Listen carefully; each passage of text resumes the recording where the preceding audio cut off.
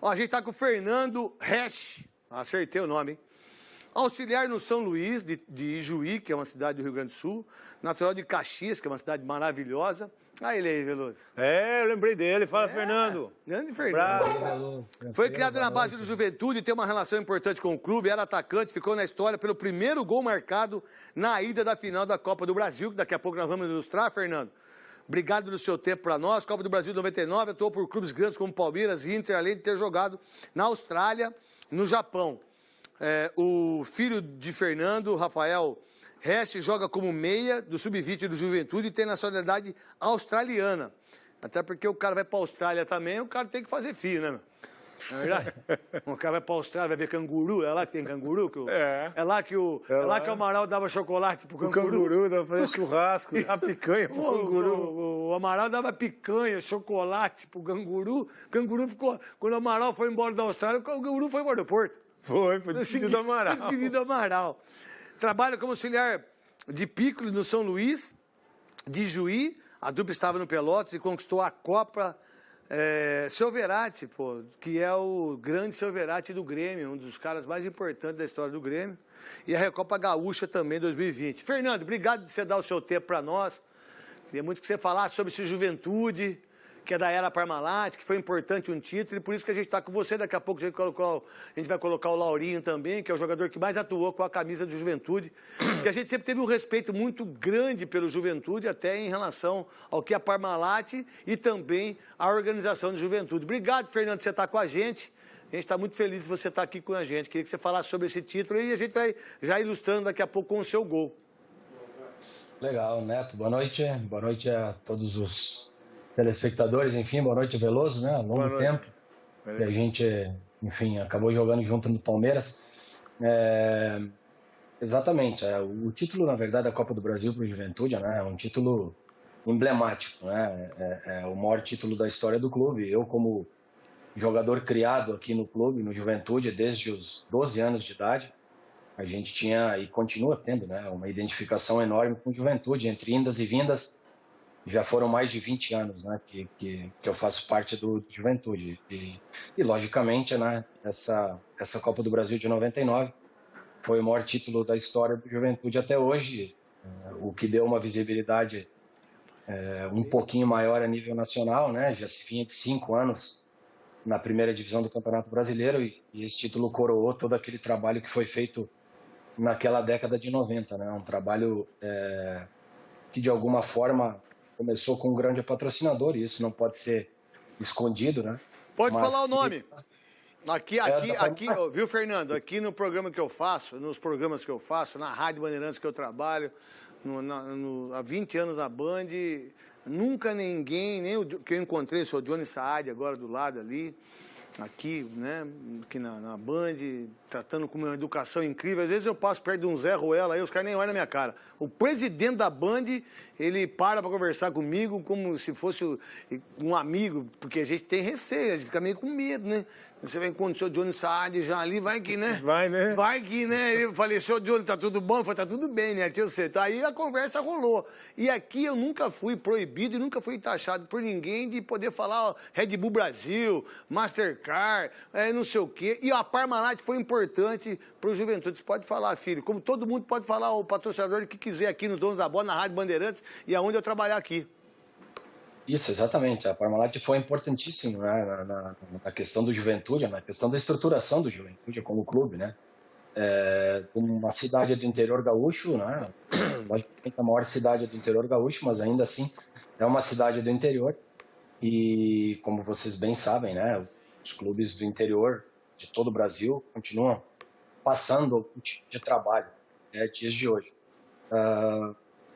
E a Parmalat veio trazer o Juventude uma grande estrutura, grandes jogadores, né? Muitos jogadores que jogaram contigo mesmo, jogaram com o Veloso também, acabaram passando aqui no Juventude e na década de 90 acabamos ganhando a Série B do Campeonato Brasileiro, subindo a Série A, né? E depois fizemos uma final gaúcha, 50 anos no interior não chegava no final gaúcho. Em 99, né, teve a coroação com a conquista da Copa do Brasil e o direito de participar em 2000 da Copa Libertadores, né? O Juventude é grande efeito até hoje. Então, essa conquista, logicamente, me traz inúmeras lembranças, grandes bons momentos, e principalmente sendo dentro da minha casa, da casa onde eu fui criado. Antes do Veloso fazer as perguntas para o Fernando, eu quero apresentar o nosso outro convidado, que eu acho que um atleta, quando ele consegue fazer 572 jogos, você fez 455, né? 455. Eu fiz 228 pelo Corinthians, acho que uns 200 pelo Guarani, se eu não estiver errado. Então, pô, nos dois, você fez mais, você e o nosso convidado, mais do que eu nos dois clubes que eu mais joguei na minha vida. Então, você tem uma identidade, para mim, o Laurinho é o maior ídolo da história. Do Juventude, jogador que mais vestiu a camisa do Juventude, atuando 572 partidas, começou a carreira no Juventude em 93, saiu após o título gaúcho, que a gente vai falar daqui a pouco, depois de quebrar a hegemonia de Grêmio e Internacional e Grêmio, que por sinal ganharam do Internacional, porque você fica com o Grêmio, a parada ia ser outra. Em 98 conquistou o chão de forma invicta, e havia 44 anos, papapá, 2017 foi preparador físico, que é o juiz de sub-17 do Juventude, Copa do Brasil de título, Série B 94, Campeonato Gaúcho. Se eu não estiver errado, Laurinho, você está sendo personal trainer agora, eu vou contratar você, velho, porque não é precisando entrar em forma. Pô, essa cara de moleque aí, personal, 572 jogos, você jogou muito, hein, Laurinho? Bom, boa noite, Neto. Boa noite, Veloso. Boa noite. Boa noite até pro Fernando. Vou dar boa noite pro Fernando, que apesar da gente morar na mesma cidade, a gente quase nunca se vê, né? É uma honra estar falando com vocês. Também tive a oportunidade de bater muita palma pro Veloso no tempo que eu tive uma passagem rápida pelo Palmeiras em 98, naquele time do Filipão. E geralmente eu estava no banco de reserva batendo palma para ele, o Alex, o Oséias, Paulo Nunes. Então, mas foi uma honra para mim, dos momentos altos da minha carreira, e uma das poucas vezes que eu saí do Juventude, né? Você está fazendo o que agora, Laurinho? Você é personal? Sim, eu trabalhei com o Fernando como nosso executivo lá na categoria de base do Juventude. Eu trabalhei com ele como preparador físico da categoria sub-17 e também tive a oportunidade de ir para a Copa São Paulo do ano de 2019 como preparador físico. Foi meu último trabalho no Juventude. Me formei em educação física, né? Fiz graduação e sempre gostei de treinar. Agora eu gosto muito mais ainda, né? Agora eu creio que eu treino até mais certo do que quando eu jogava e gosto de trabalhar com isso. Veloso, primeiro você faz a pergunta pro Fernando e pro Laurinho, para quem você quiser, ou pro dois. Eu vou querer... Daqui a pouco a gente vai ilustrar com o título importante. Eu queria até já falar com os dois. Por favor, mesma pergunta para os dois. Você fez faculdade, Veloso? Faculdade, terminou? Não, eu já paguei várias, mas não fiz nenhuma. Eu também. É o seguinte, eu já fiz 2 faculdades, viu, Laurinho? Desculpa, mas eu já fiz 2, mas eu era o servente pedreiro. Como é que eu vou estudar? Eu não sei nem quanto que é 2 mais 2, eu vou estudar que jeito de fazer faculdade. E aí, Veloso? A gente só paga a faculdade para os outros, não tem tempo de fazer. Eu pago bastante. Mas eu queria saber o seguinte, porque eles jogaram, né? O Fernando jogou no Palmeiras, o Laurinho também, depois o Fernando jogou no Inter, né? Times grandes. Mas você ganhar um título para um clube menor, um clube do interior, a satisfação e o feito é muito maior. Então eu queria que vocês comentassem com a gente como foi chegar em Caxias, depois dessa conquista no Maracanã, da Copa do Brasil, título inédito, o maior título da história do Juventude, como vocês foram recebidos na cidade, e eu acredito que até hoje, né, por onde vocês passam... Que tem clube grande que não tem Copa do Brasil, né? Claro, vocês são ainda muito comemorados e muito falados desse título aí com vocês, não é mesmo? Laurinho tem prioridade. Jogou mais, né, Fernando? Vai, Laurinho. Claro.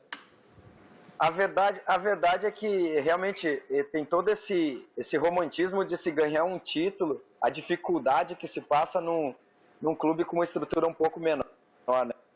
Então, isso valoriza muito o nosso feito. A gente sabe que é muito difícil se repetir algo como isso, de ter uma equipe tão forte e acabar as coisas dando certo, como tudo deu certo pra gente. Então, para nós foi para mim particularmente, um momento de muita emoção. O ponto mais alto da minha carreira em sentido de conquistas, né? Eu sempre gostei muito de entrar em campo, de fazer o que eu fazia, de jogar futebol. Reconhecia todas as minhas limitações, mas aquele ponto ali para nós, conquistar um título da grandeza de uma Copa do Brasil, realmente eu acho que a torcida ela me identifica muito mais pela Copa do Brasil do que se eu tivesse jogado 1000 jogos no Juventude e não tivesse conquistado nada. Então, foi um momento ímpar e um momento que a gente guarda sempre na recordação como um dos momentos mais queridos pela gente, pela família, do tempo de atleta. Fernando. Caxias parou, né, com essa conquista. Essa é a grande verdade, né? Foi uma coisa inesperada, né? E por mais que se fosse torcedor do Juventude, talvez não se imaginasse num primeiro momento que se pudesse nem chegar a uma final, né? Vai ser campeão. E a gente conseguiu ir trilhando, né, um caminho de vitórias. Tivemos apenas uma derrota na competição para o Fluminense, na segunda fase. E, logicamente, chegar em Caxias com o título conquistado no maior estádio do Brasil, né, com mais de 100 mil pessoas. Acho que o último grande público de mais de 100 mil pessoas no Maracanã. Acabou, logicamente, parando um lado da cidade. Porque tinha outro Caxias. Caxias, né? O Ser Caxias, isso. E a febre do Juventude naquela época, né? Até pela questão de ter subido para a Série A do Campeonato Brasileiro e ter feito final de Campeonato Gaúcho, ter ganhado o final de Campeonato Gaúcho, ganhado o Campeonato Gaúcho, acabou que se criou uma expectativa, né, da Copa do Brasil, mas eu imagino que nem nos melhores sonhos do torcedor poderia se imaginar que fosse ser campeão. E, de novo, a gente devagarinho foi trilhando o caminho e eu acho que quando a virada contra o Fluminense, né, ter perdido o primeiro jogo e ter feito 6-0 o Jacone no jogo da volta, acabamos passando por Corinthians depois e a partida, confronto difícil contra o Bahia, confronto contra o Inter ali foi emblemático de chegar à final. Quando se chegou na final, imaginava que ia pegar algo maior, que realmente aconteceu e que foi para a cidade aqui, para a torcida do Juventude, foi o maior feito até hoje, como eu falei antes. A gente tem um VT aí para colocar a final, Léo? Então vamos botar para vocês assistirem, né? Tanto para o Laurinho, que é uma honra. Você vê aqui o Baita Amigos, os donos da bola, na rádio, como a gente, essa ideia, né? Foi assim meio que sem muito sentido, né? Porque eu acho que a televisão, ela é muito legal, porque a gente teve a ideia de colocar um ou dois, não sei o que, o Rafa, aí depois o Léo, aí o Gui também, e aí a gente conversou com vários grandes jogadores já. Hoje estamos conversando com o Laurinho, a gente está conversando com o Fernando, nós estamos falando do Juventude, né? Porque isso é importante para as pessoas saberem, que não existe só esses clubes grandes, né? Que, por sinal, esse jogadorzada de hoje são os banana, são uns caras que são blindados de uma maneira tão idiota que eles não conseguem ter uma opinião e não conseguem debater com um comentarista, com críticas ou com elogios, diferentemente dos jogadores da minha geração e da sua, Veloso, do Laurinho e também do Fernando. Porque os jogadores de hoje, vocês não têm capacidade nem de se dar uma opinião política. Vocês não têm capacidade de dar uma opinião dentro do clube. Vocês não têm capacidade hoje de falar sobre o que está acontecendo. Os jogadores de hoje, vocês, para mim, vocês não são um jogador. Vocês são celebridadezinha, diga-se de passagem. Igual essas coisas que acontecem na televisão, que o cara fica 3 meses lá, traindo não sei quem, falando mal dos outros, tomando pra cacete, enchendo o pote de bebida, falando um monte de coisa, debaixo de edredom, não sei o quê. Pô, agora vem um trouxa igual eu, falo aqui as coisas da televisão, processo. E eu, como não tenho medo de processo, já falei e tá falado. Coloca o VT. No Maracanã, mais de 100 mil torcedores do Botafogo, alguns confiantes até demais, e com 1000 torcedores do Juventude que vieram de Caxias do Sul. A decisão começa equilibrada, com muitas jogadas no meio-campo e também muitas faltas dos dois lados. O Juventude fica todo atrás e o Botafogo não consegue chegar na área adversária. No primeiro lance de perigo, Sérgio Manuel cobra a falta e a bola passa perto. Bebeto também bate bem essa falta e assusta o goleiro Emerson. Num dos raros ataques do Juventude, Maurílio chuta forte e quase surpreende Wagner. Na melhor chance alvinegra, Caio toca para trás, mas Carlos chega atrasado. Na segunda etapa, a pressão total do Botafogo. Logo no início, Bebeto cabeceia e Emerson defende. Depois, Sérgio Manuel perde o gol ao chutar com o pé direito. Nesse lance, Rodrigo toca para Zé Carlos, que se atrapalha com a bola. O Botafogo tem ainda 2 chances. Na primeira, Rodrigo dribla e chuta na rede por fora. E a segunda, nessa confusão na área. No final, o empate em 0-0 dá o título ao Juventude. O Juventude deixa o Maracanã levando um título inédito para Caxias do Sul e conquista para os gaúchos a 5ª Copa do Brasil. E agora é fazer o quê? É só esperar o próximo semestre para a gente tentar ir recuperar.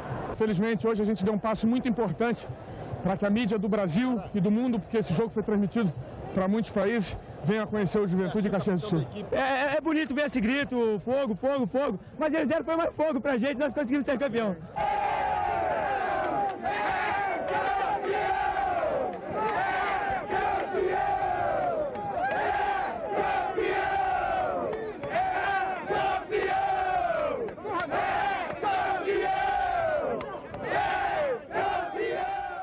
Vai pro Veloso e faça a pergunta pros dois. Não, você vê o time que tinha o Juventude, né? Rapaz. Em 99, o Emerson era o goleiro, eu gostava muito do Emerson, que veio do Grêmio, né?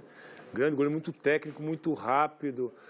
Vários jogadores, o Maurílio, que jogou com a gente no Palmeiras também.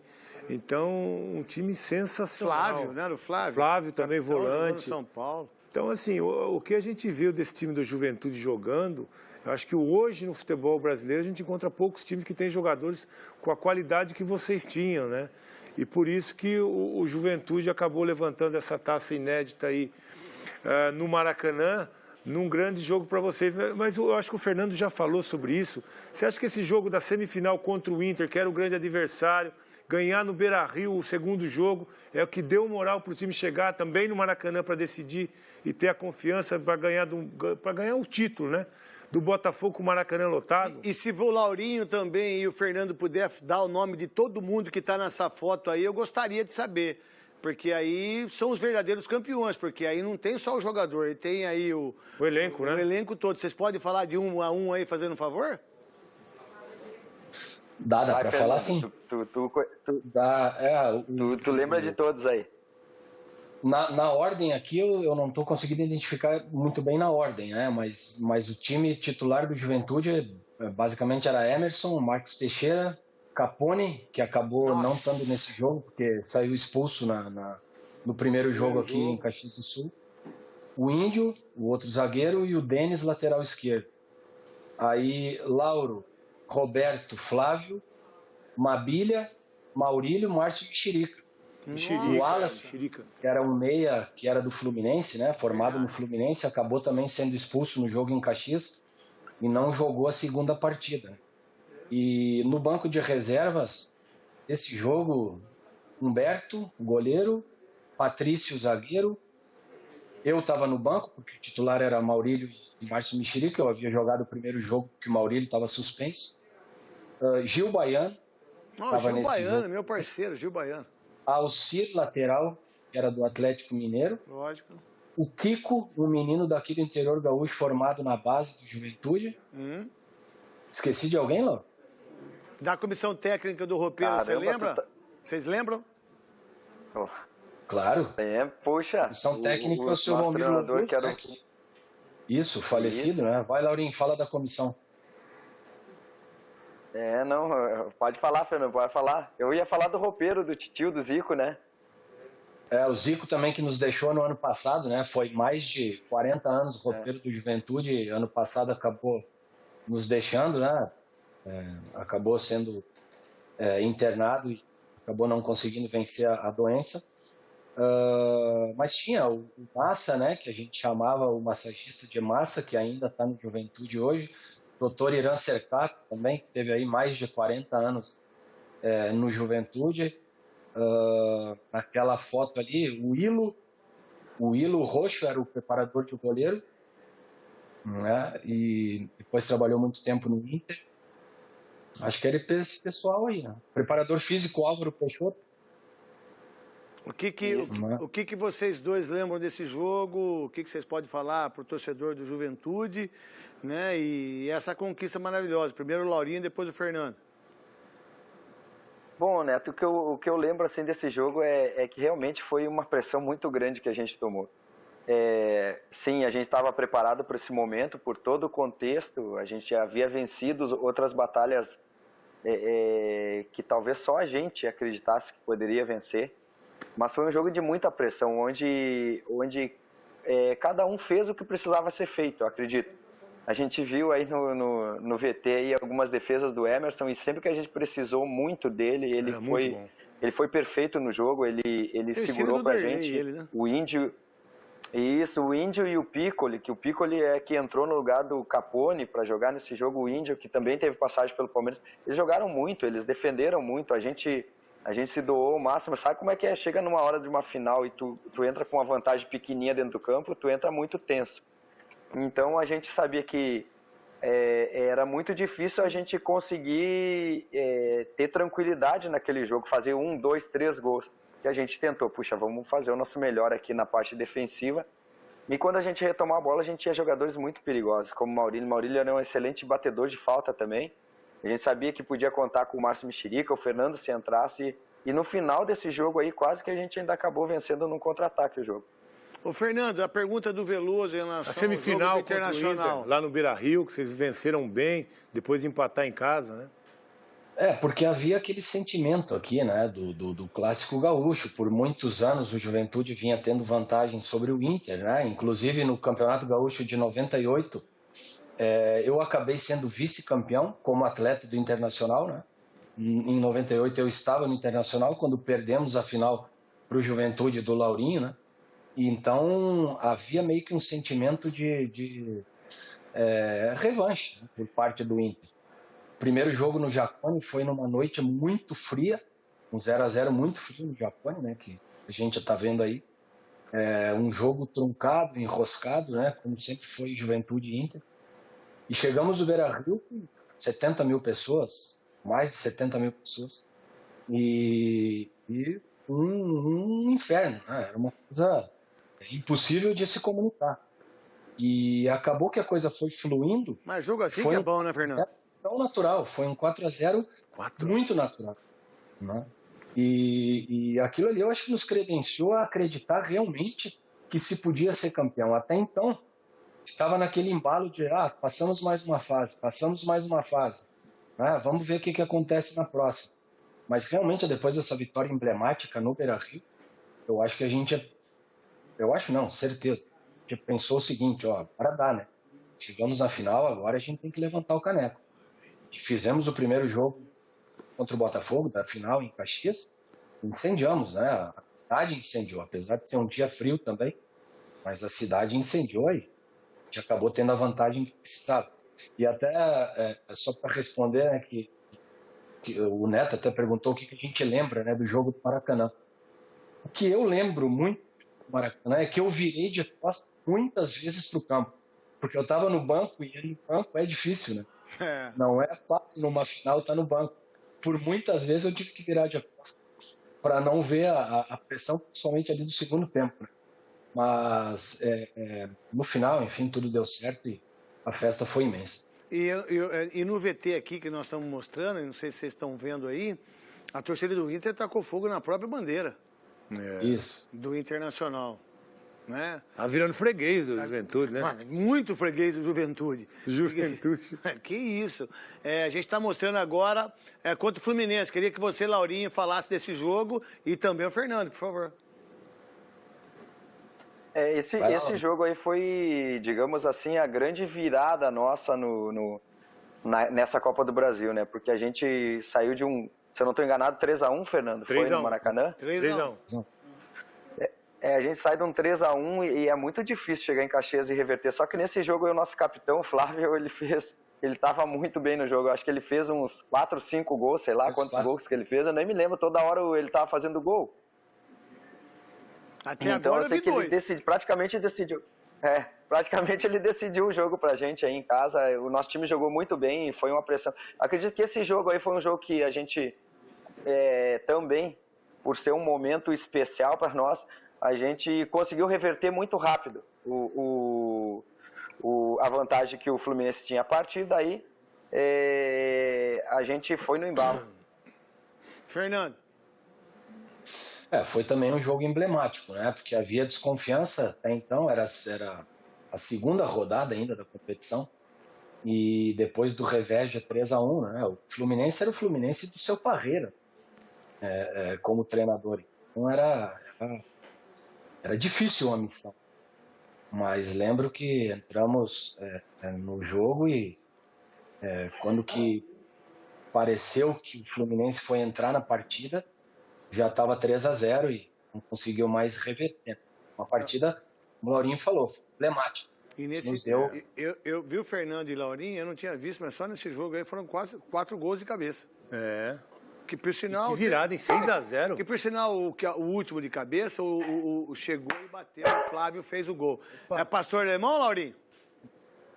Não, é perdigueiro. Ele estava aqui agora, estava dormindo aqui, agora fez barulho ali, ele acordou. E deixa ele. Cachorro é cachorro. Cachorro é o melhor amigo do homem, enquanto ele não souber contar dinheiro. Porque a hora que ele souber contar dinheiro, ele come sua mão. Não é não? Que o mal do ser humano é dinheiro, diga-se de passagem. Agora a gente vai mostrar para vocês dois, aí depois vocês vão falar sobre o Corinthians. A gente vai ter o Ilustra. Achei que vocês tinham esquecido que ele não gosta de falar, né? Que vocês tiraram o Corinthians. Eu achei que ele ia esquecer essa parte, eu ia lembrar. Eu não sou muito corintiano não, Laurinho e Fernando. Eu sou apaixonado pelo Corinthians. Queria que vocês dois falassem, Laurinho e também o Fernando. Laurinho, vocês dois conversando sobre esse jogo aí. Olha, essa geração do Corinthians aí era um time muito forte, né? Um time muito complicado de se jogar, tinha jogadores de extrema qualidade. E isso não é crítica, né? Só valorizando o nosso trabalho daquela época, né? Então foi muito complicado esse jogo, assim, pela dificuldade a qualidade do adversário, né? Um adversário que realmente tinha jogadores de altíssimo nível. Tanto quanto o Inter também, como o Fernando acabou de falar, o Fluminense. Então, eu sei que realmente foi muito complicado pra gente, muito difícil. Olha quem tava batendo a falta ali, né? Só pra gente ter a noção da dificuldade que a gente teve num jogo desse aí, né? Mas, felizmente, deu tudo certo pra gente também e a gente acabou passando pelo Corinthians. E como eu falei no começo, a gente foi vencendo uma batalha atrás da outra e a partir daí a gente foi conseguindo acreditar de que foi nos credenciando para chegar na grande final e a gente ter a capacidade, a coragem de acreditar que a gente realmente não estava ali por acaso. Fernando. Exatamente. Esse confronto contra o Corinthians, na verdade, eu acabei assistindo do lado de fora, né? Eu não participei de nenhum desses confrontos, estava machucado e assisti, logicamente, o jogo aqui do Giacone presente no estádio e depois o jogo do Pacaembu pela TV, né? Mas dava orgulho de ver a rapaziada brigando e lutando dentro de campo.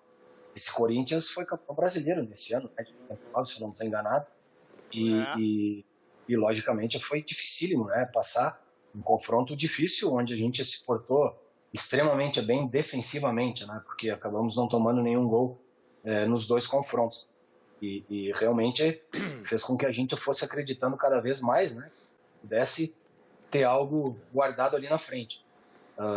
Realmente foram dois confrontos difíceis, mas que a gente conseguiu com muita garra da rapaziada passar para a próxima fase, que daí foi o enfrentamento com o Bahia. Ô Fernando, e o Corinthians foi campeão 98 brasileiro e campeão também nesse ano de 99 brasileiro em cima do Atlético que eu estava lá. Mas era um time esse de 99, apesar de 98 para mim ter sido melhor. O time do Corinthians era muito forte, assim. E o Juventude sempre entrava como azarão, né? E acabava surpreendendo. O Corinthians, por ser campeão brasileiro em 98, por ter um time forte, estava disputando Libertadores e seria campeão em 99 de novo. E a vantagem de jogar o segundo jogo em casa. Era o segundo jogo em casa. Então a condição do Corinthians era muito boa para esse confronto contra vocês, né? Era excelente. Eu acredito que que realmente uma das coisas que era uma arma nossa era de a gente entrar com o fator surpresa. As pessoas, os adversários, eles não se preparavam tanto quanto a gente se preparava para os confrontos. Eu acredito, né? É verdade. Não que algum time tinha subestimasse a gente de alguma forma, mas é lógico que tu entra contra o Juventude, tu não tá entrando contra o Palmeiras, contra o São Paulo, contra o Flamengo, contra o Inter, contra o Grêmio. Então, a verdade é que a gente teve durante muito tempo a gente foi crescendo na competição pelo fato de os adversários talvez eles acharam que eles teriam um pouco de facilidade. Quando entrava, tinha toda aquela dureza da gente ser um time muita característica de futebol gaúcho. Marcação extremamente forte e jogava no erro do adversário. Mas eu vou falar uma coisa, você ganhar o título no Maracanã, você tirar o Fluminense no Maracanã, você tirar o Corinthians no Pacaembu, O Inter no Beira-Rio. O Inter no Beira-Rio, esse título, desculpa, mas eu não me lembrava muito de tudo isso. Da campanha, né? Eu não me lembrava da campanha, mas a campanha, meu irmão, eu não sei se outro time, se outro clube conseguiu... E com só uma derrota. Conseguiu ser campeão da Copa do Brasil do jeito que foi o Juventude, porque o Fluminense perdeu o título da Libertadores pro LDU no Maracanã. Desculpa. O Santo André ganhou da Copa do Brasil do Flamengo no Maracanã. O Juventude ganhou do Botafogo no Maracanã. Então, a gente tem que entender que o futebol precisa voltar um pouco da década de 90, né? Aí depois foi o Bahia. Tem aí o ilustre do Bahia para que o Laurinho e para o Fernando possam falar? Coloca o ilustre do Bahia. Vamos lá, Fernando. Começa com você, depois o Laurinho. Outros jogos dificílimos, né? 2 empates em 2-2 e uma decisão Fonte Nova por pênaltis, né? Foram 2 jogos francos, né? 2 jogos abertos. Eu acho que de 2 equipes que não tinham medo da competição, que não tinha medo nenhum em fazer a competição do jeito que tinha que ser. E, enfim, eu lembro que 2-2 em Caxias, de novo, muita gente, né, não acreditando que vamos ir para Salvador e buscar a classificação, até porque o Bahia jogaria pelo gol qualificado, os 2 gols qualificados fora de casa, jogaria pelo 0-0 e 1-1, 29. E acabamos empatando novamente em 2-2. Esse é o nosso segundo gol. Esqueci do Mário Tilico, Laurinho. Mário Tilico era outro reserva de luxo que a gente tinha, que estava naquele jogo também do Maracanã. E acabamos vencendo os pênaltis, né? O que nos credenciou daí a passar a semifinal. A torcida do Bahia também em peso na Fonte Nova, né? E acabou que a gente conseguiu a classificação, fez a festa e a gente acabou vendo mais uma torcida ir embora triste, né? O Hermeson é ídolo tanto no Juventude como no Bahia. Eu acho que é mais no Bahia. Ele já tinha jogado no Bahia antes desse título ou ele foi depois pro Bahia? Laurinho, por favor. Eu acho que foi depois, né, Fernando? Eu acho que foi depois. Porque ele se tornou um baita ídolo do Bahia também, o Hermeson goleiro, né? Porque ele, ele foi um baita goleiro, né? Você sabe mais que todo mundo. Não, ele já era muito bom no Grêmio, o Filipão resolveu trocar e eu acho que o Darley entrou no lugar dele. Porque ele vinha bem no Grêmio, o Filipão resolveu trocar, aí ele foi embora e sempre foi um goleiro muito bom. E do Juventude técnico, que ele foi pro Bahia. E virou ídolo. Ele decidiu no pênalti, ele pegou o pênalti e classificou a Juventude. Que goleiraço, que goleiraço.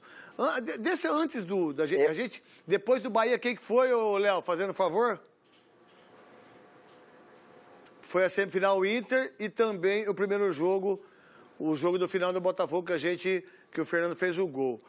Veloso, faça a pergunta pro Laurinho e também pro Fernando, por favor. Na qual você quiser.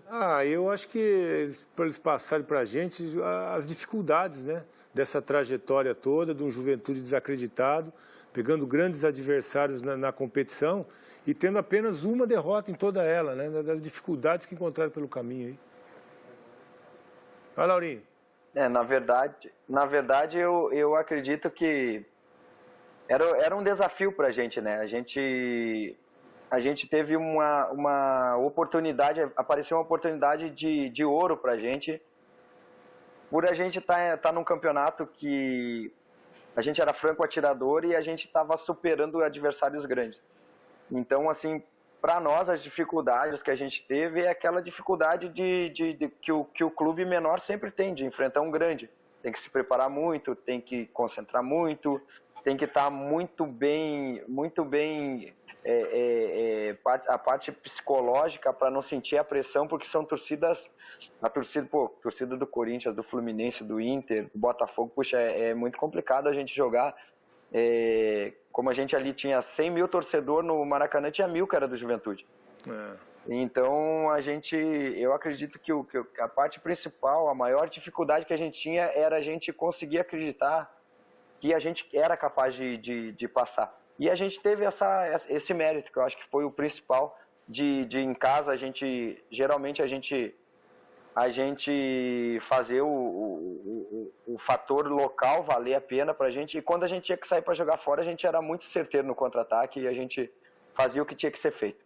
Fernando, deixa eu mudar para o Fernando, Neto, porque nós vamos passar agora o ilustre do primeiro jogo, da final, das expulsões que aconteceram nesse jogo, se chegou a preocupar muito a equipe, o elenco, para o segundo jogo no Maracanã.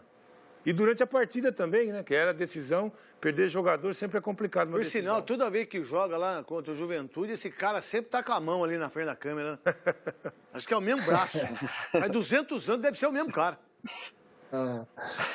Na verdade, as expulsões foram o seguinte, Veloso. O Wallace foi o primeiro a ser expulso, né? Ele acabou sendo expulso junto com o Sandro. O Sandro, zagueiro, né, do Botafogo, que teve uma trajetória no esporte também, se eu não estou enganado, né? O Sandro estava forte, o zagueiro que estava forte, lembro dele. Acabou, os dois saíram expulsos, acho que nesse lance aí. Tá passando aí, isso aí. Então acabou ficando 10 contra 10. Né? O Wallace era um articulador nosso, né? Logicamente, perdeu bastante com isso, mas o 10 contra 10 acabou a coisa ainda equilibrada. Perdemos o Capone no segundo tempo, aí sim, matando um contra-ataque, né, que se chamava de último homem, e certamente um ataque que seria gol. E o Capone acabou abrindo mão de uma partida final no Maracanã. Isso. E acabou sendo expulso certamente, né? E logicamente depois disso ficou um pouco difícil, porque 10 contra 9 aí a coisa ficou um pouquinho mais complicada. O Botafogo acabou querendo dar um pouquinho mais de susto, né? O Botafogo teve 2 gols anulados nessa partida. Enfim, a gente conseguiu levar a vantagem pro Maracanã. E até eu ia colocar, né, na resposta de antes, que tu falou das dificuldades, né? Antigamente, né, vamos lá, estamos falando de 21 anos atrás, os grupos eram um pouquinho mais enxutos, né? Não tinham tantos atletas como se tem hoje no grupo profissional, né? E vocês sabem disso melhor do que eu. E nós tínhamos, Laura, 22 jogadores, né? E muito bem gerido pelo Valmir, né? Pelo seu Valmir Louros. E a gente tinha certeza absoluta que quando algum desses atletas não tivesse presente, o substituto imediato ele daria conta do recado. E assim aconteceu com o Piccoli, né, que foi o zagueiro que acabou jogando as 2 partidas da final, era o reserva imediato, acabou jogando as 2 partidas da final, na primeira partida no Jacone no lugar do Índio, porque o Índio estava suspenso, e com a expulsão do Capone na primeira partida, ele acabou jogando a segunda partida no Maracanã, premiando o Piccoli aí pela entrega que ele sempre teve também ao clube, né? Depois se tornou treinador do Juventude por muito tempo. Então era um grupo enxuto, mas era um grupo preparado, né? Era um grupo que tinha peças pontuais para substituição.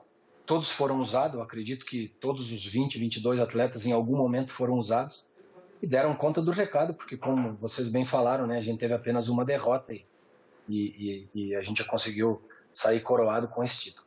Bom, pode ficar aí que eu vou fazer a Prevent Sênior, deixa o Laurinho lá, 572 jogos, grande Fernando, né, que fez um gol importante. Eu falo a verdade, eu não sei, me desculpa, eu não sei se outro programa tenha feito uma homenagem tão bonita para o Juventude e para 2 ídolos.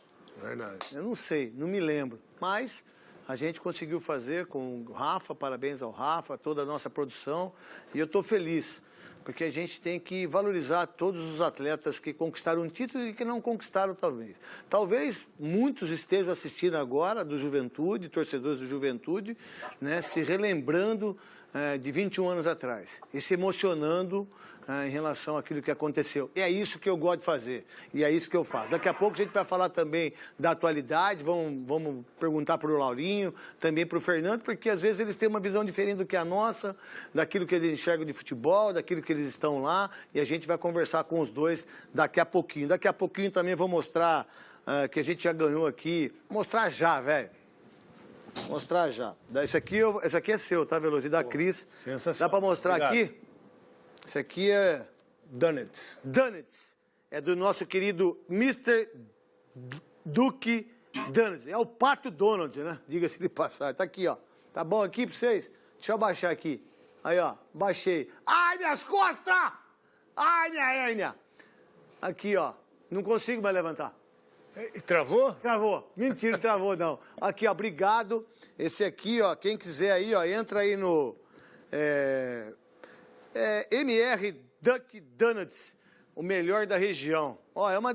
Falar a verdade, esse aqui é pro... Muito obrigado. Eu comi ontem. Agradece. Eu comi ontem, uma delícia. Diga-se de passagem. E deixar bem claro para todo mundo aí que isso a gente faz sem cobrar absolutamente nada. Tá entendendo aí todo mundo ou não? Porque a gente tem que ajudar, nesse momento, a gente tem que ajudar na televisão as pessoas que precisam vender. Como tá aqui agora, vou mostrar para vocês, ó, pão de queijo, esse nome é difícil falar, mas eu vou conseguir. Massas camolês, tá certo? Acertei ou não? Eu sou burro pra caramba, não sei o que eu tô fazendo na televisão. Camolês, tá aqui, ó, pão de queijo. Eu comprei da menina, paguei R$25 cada um. Eu paguei R$100, 4. Um pro Tuco, um pro Max Stores. Quem mais ganhou? Fala meu... Quem? O Betinho, meu grande amigo Betinho, né? E o Barba. Os 4 ganharam. Semana que vem eu compro mais 4 pros outros. Tá bom? Tá aí, ó. É assim que faz televisão. Não é essa televisão chata aí, esses caras nojentos que tem aí. Os caras que falam televisão de mentira. Aqui não é mentira. Não faz televisão de mentira. Quem faz televisão de mentira são outros. Se não gostar do programa, você pega e pum, muda de canal.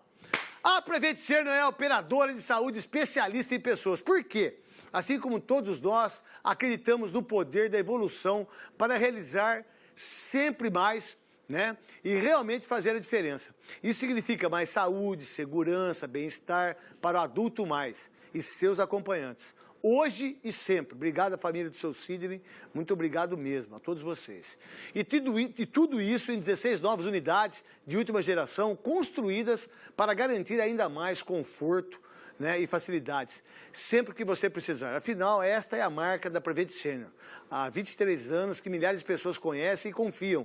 Serão unidades localizadas em pontos estratégicos, com detalhes pensados com muito carinho e amor, e equipadas com tecnologias de ponta para viabilizar atendimentos completos, sempre com foco em 2 pontos fundamentais: a sua saúde e a qualidade de vida. Prevent Senior. Inovar é antecipar o amanhã. Para mais informações sobre os endereços das unidades, notícias atualizadas, informações do seu plano de saúde e muito mais, baixe o aplicativo da Prevent Senior ou acesse preventsenior.com.br. Pode ter certeza que lá vocês vão passar frio. Vai ter cobertor, tem ar-condicionado, tem helicóptero, vai ter pessoas lá perguntando se você precisa. Você não vai passar frio, né? Que diga-se de passagem, o que a gente está passando é muito frio no nosso coração. E a Prevent Senior está mostrando para todo mundo. preventsenior.com.br. Tá legal? Vamos conversar com o Laurinho e com o Fernando. E aí vem do respeito, né? Como o Laurinho tem 572 jogos, Fernando, você fica na sua aí. Que primeiro é o Laurinho, até que ele tá com o pedigree dele. Que deve ser aqueles cachorros... Aquele perdigueiro, que deve ser aqueles cachorros bem pequenininho. É cachorro de caça. É o que esse cachorrão? Você viu a latina dele? Não foi? É de caça. O que, velho? Você acha que o Galvão Bueno faz um negócio dele na televisão? O William Bonner? Não pode fazer isso aí. Mas eu faço. Então vamos lá, Veloso. Vamos colocar o ilustre e vamos falar, depois de 44 anos, se eu não estiver errado, Veloso. O quê? O título, a hegemonia do Inter e Grêmio. A hegemonia do Inter, é verdade. Sabe o que eu queria perguntar? Um pouco da atualidade, então, para o Laurinho? Não, peraí, vamos falar primeiro desse título e depois a gente fala da atualidade. Do título do Gauchão, né? Do Gauchão, de 98. Eu acho assim, o que a Parmalat, que foi o patrocinador que chegou, e o Laurinho viveu isso muito como ídolo e como o jogador que mais jogou pelo Juventude, o que transformou no Juventude essa parceria que fez com que o Juventude pudesse ser campeão gaúcho, campeão da Copa do Brasil? O que agregou aí a marca, o patrocinador, para que o Juventude se tornasse uma força do futebol brasileiro? Olha, Veloso, eu acho que o detalhe principal, na minha análise, os jogadores que vieram que o Juventude teve acesso através da patrocinadora. Eu me lembro que no primeiro ano da chegada da Parmalat já chegou o Odair aqui, o Odairzinho lá de Sorocaba. Lateral. Nossa, era nosso capitão. Um ano ele estava no Palmeiras. Um ano o Odair estava no Palmeiras jogando brasileiro aí. Lindo, lindo. Aí, pô, chega Odair, Dorival Júnior, Galeano, César Goleiro, Giancarlo Meia, que era um monstro, jogador de futebol. Demais. Além de ser muito bom, o Jean ainda ele era extremamente elegante para jogar, né? Era um cara que... Puxa, ô Laurinho, então, acredito, o Jorge... O Odair começava a cantar aí às 6 da manhã também, ou não? A música do padeiro lá direto, né? Ele cantava, até hoje ele canta a música do padeiro entregando pão, né? A gente tem um grupo aqui de 94, então, desse ano que a gente conversa aí no WhatsApp, e o Daí quer cantar a música do padeiro, Veloso. Ele começava às 6 da manhã na concentração, por isso nós mandamos ele embora aí para 6. Não, depois não deu, né? Chegou aí. Mas, assim, brincadeiras à parte, a nossa convivência deu um salto de qualidade dos jogadores que estavam vindo para o Juventude. Então, para nós, para a minha geração, a geração do Fernando, eu acredito que isso foi fundamental em quem a gente se tornou, não só como atleta, também, lógico, como jogador, pesou muito a experiência de um Dorival Júnior, um Odair, um Cuca, que também passou aqui no Juventude, Sorato, esses jogadores reconhecidos, assim, então eles passaram muito, foi muito importante para o nosso começo de profissão ter convivência com eles de vestiário. A partir daí, eu acredito que a gente foi forjado, foi parado, depois vem Flávio, vem toda uma galera aí que através dessa patrocinadora, da presença da Parmalat no Juventude, agregou muito. O Juventude deixou uma linha comum de clube de interior. O Juventude começou pelos valores que vinham pelo Juventude de qualidade de atletas, o Juventude deu um salto de qualidade. Isso nos levou aos títulos. Eu acredito que isso foi uma construção. Não foi algo que, apesar de ter começado em 93, em 94 a gente já conseguiu ser campeão da Série B e chegar numa Série A em 95, foi uma construção até 98, mantendo uma base para a gente chegar e conquistar o título, jogar de igual para igual dentro do campo, apesar do tamanho, de estrutura, de estádio, de torcida, ainda ser muito diferente de Inter e Grêmio, a gente chegou dentro do campo num patamar de igualdade para disputar a final e até ser campeão em 95.